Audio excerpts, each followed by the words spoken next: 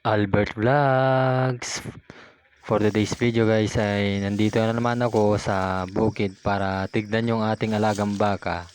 At kung may magsabi sa iyo na cute ka, kung wala pa, wala tayong magagawa.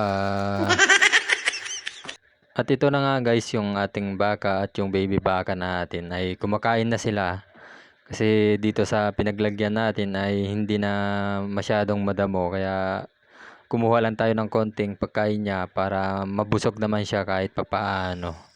Anong oras pa lang dito mga lods pero lumabas na yung araw. Kumbaga blessing sa atin yan mga lods dahil magbibilad na pala tayo ng mais today. At ayun na nga yung kalabaw mga lods ay tinignan ko lang yung lubid niya at inalis ko lang yung nakapulupot na damo sa ulo niya.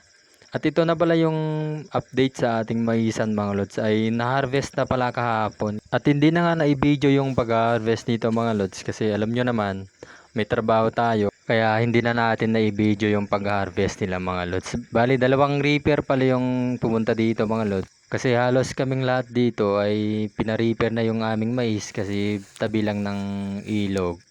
Bali mababa lang kasi yung maisan namin dito at tabi pa ng ilog kaya nag-early harvest na kami mga lods. At akin palang ipapakita yung update sa ating okra na itinanim dito sa ating maisan.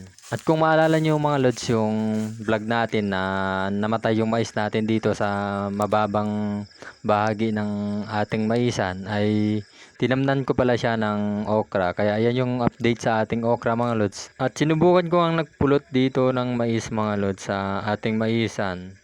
At paisa-isa lang yung napupulot natin dyan mga lods. Malaking bagay kasi yung pagtataraw ng mais mga lods. Yung pagtatanggal ng kumpay ng mais. Para din walang masyadong matumba sa pagpa-harvest ng mais. Kaya ayan.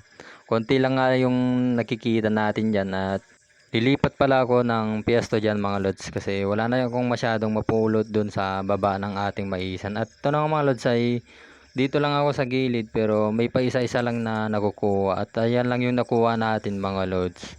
Konti lang pala yung nakuha natin dyan.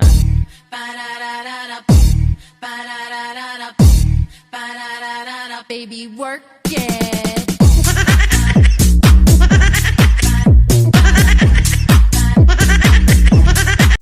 At ayan ang mga lods ay may pampagod vibes lang muna tayo sa inyo para kahit papaano ay hindi kayo magsawang panoorin tayo mga lods. At paano ba yan mga lods? Bukas na yung ulit. Bye bye. Thanks for watching mga lods.